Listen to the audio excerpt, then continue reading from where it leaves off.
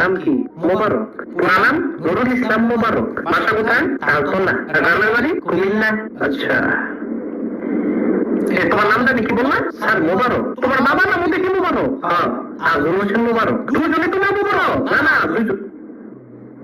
দুজনের নাম মোবারক। এটা কেমন কথা? স্যার এটা তো ভালো কথা। আরে মোবারক দুজন কিভাবে? কারণ বংশটাই মোবারক। এটা কেমন বংশ? এটা ভালো বংশ। সবাই কেমন মোবারক? সামনে বাড়ি। তো তোমার আবার কি মোবারক?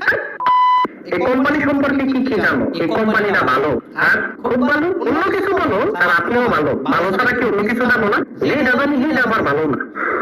তুমি কি আসলেই এমন? হ্যাঁ স্যার। তোমার জীবনের গোল কি?